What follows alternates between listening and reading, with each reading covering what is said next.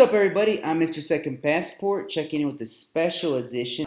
About 13 days or so into the roadblock protests here in Ecuador with a good friend of mine, Jack Abercrombie, one of the few people I know here in Ecuador who's been here longer than me and is way more knowledgeable about pretty much anything Ecuador you want to know. He also offers his services, all kind of services, to expats, both new arrivals and folks who've been here a while. Everything from visas to real estate to rentals. If anything you need, translations, Jack probably can help you, or he knows someone who can. He'll be sure to include his information here in this video. So Jack, what do you think? What are you hearing? What's going on right now out there on the roads? Is the situation improving, or is it getting worse as we speak? There's been some improvement for sure. Big announcement around 7 p.m. That they're coming close to some dialogue after 2 days of negotiations. Going to take another day or two probably to start getting some really good feedback and some more progress. What are some reports you've heard back online? I know you're real active in the Facebook groups and Ecuador expat groups. As far as people trying to travel, have they been able to? What have their experiences been like? For instance, I know someone who went from Quito to Ambato today, and he said he had to switch taxis 3 or 4 times. When he hit roadblocks, he had to do some walking. There was one point where he had to make a 20-minute walk.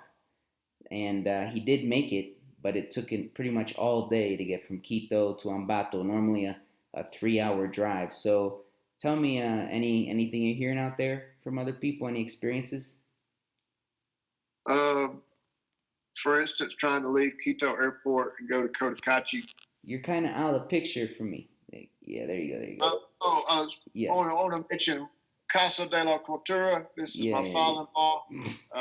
They had a big meeting down there Thursday, Friday, Saturday, today. Your father-in-law does paintings, doesn't he?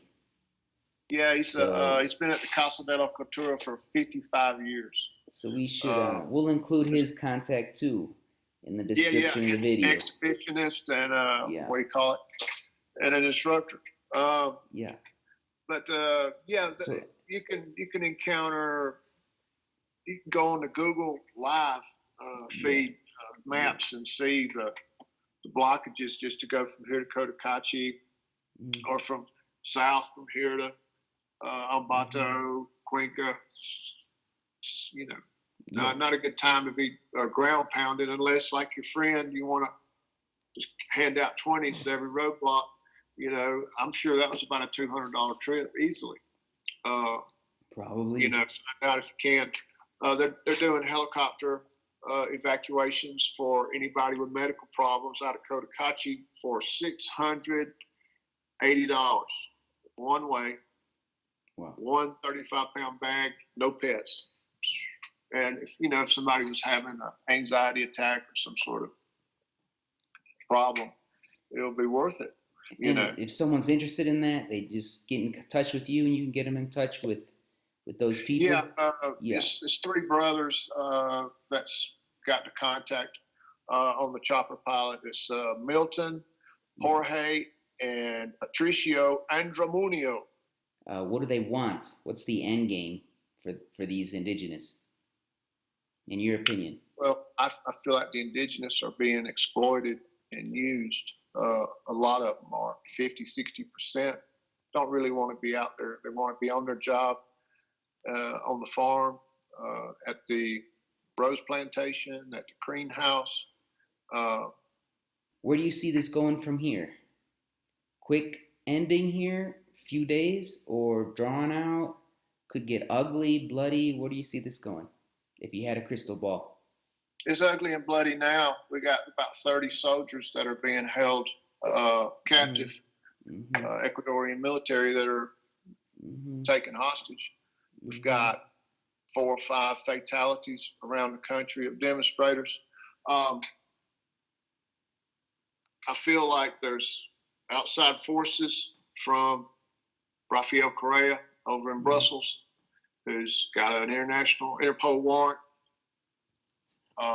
If he can fund and send funds to elders, chiefs in some of these tribes and encourage them to participate and have the agent provocateurs out of Colombia and Venezuela, ELN, FARC, mercenaries come in and help guide and corral the indigenous to that half that didn't really want to get involved. They just want to go do their job and provide for their families. They're going in the greenhouses with guns and machetes. Get out of here. Get out in the street. In the communities, the tribal elders are going to, in the Comuna, if every person in this house is going to pay $10 a day that they don't participate, or come on down here and receive $10 a day. The money's being distributed. Fan the flames and have these 10 demands, some of them that are just not going to be able to accomplish. 2 or 3 of them are just not feasible. Are those 10 demands the real reason you see for this protest, or is there something else that's not in there? Coercion and deception and bribery is the main driving force. Not a straight up coup? You don't think it's a straight up coup?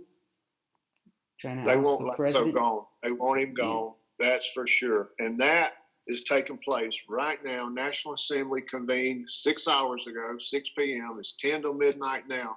They're still going strong. In downtown Quito, how can we get rid of Lassa? Cuenca. Poor Cuenca's blocked off on all 4 corners. They're air cargo, airlifting in there, food and supplies. Brazil sent a load down yesterday. It's terrible that they have no gas. Gas has been cut off. Buses run, buses get cut off. And people going around jabbing tires with these big spears with, pointed shanks on them, busting tires. So what tips do you have for new arrival expats at this point? What do you think? Should they wait to come? How should they see this situation? How should they handle it? What do you think? Give us about another week or 2, see how things go. This time when school's out, June, July, the airfares are kind of expensive anyway. Let school get back in. Come later. Give us a few more weeks, at least a week or 2, and see how things go. Give us 48, 72 hours. Is this something that you would move from Ecuador because of, or would you be patient with the situation? What do you think? Well, before you came here 10 years ago, you had backpacked and traveled a lot of the world. Before I came here in 2008, I had done a lot of traveling in Europe, North Africa, Middle East. If you've traveled a lot, you're not too worried about adversity and stuff. Yeah. But somebody that's real anal and everything's got to run on time, it's got to be like this, I want you to hang back another month or 2. If you just come off the job and you're now retired and you haven't even practiced being retired back in Texas or Georgia or New York or California, practice being retired for a minute, get you a hobby, and let us straighten. Final word for people tonight, and how can people get in touch with you if they want to use your services, and how can you help people, and what do you offer, and how can they get in touch with you? We offer a wide variety of umbrella of services for relocation to Ecuador. All areas, all popular areas, and some not so popular areas, off the beaten track areas. journeymanjack.com, ecuadorrealestate.org. We'll put those down below in the description. Journeyman Jack in Ecuador blog, Journeyman Jack in Ecuador YouTube. I'm hoping to share this video as well on my channel, my small little channel. And it's going to create some opportunities in realty. Oftentimes people ask me to be their power of attorney, and here's the keys to the kingdom.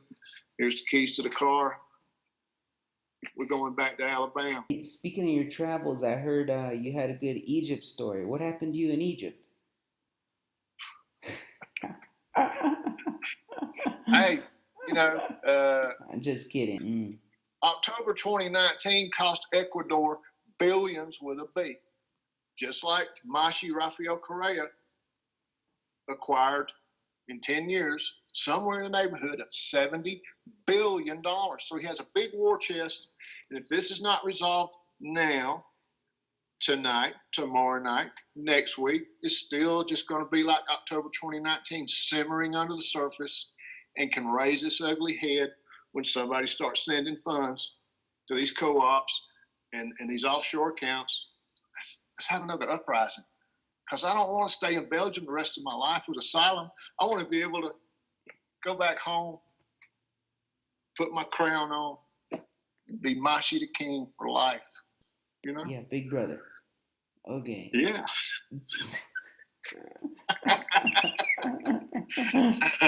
Okay, Jack. Ooh. Well, hey, thanks for coming on. And if you're interested in meeting up with Jack, I will leave that right here in the video.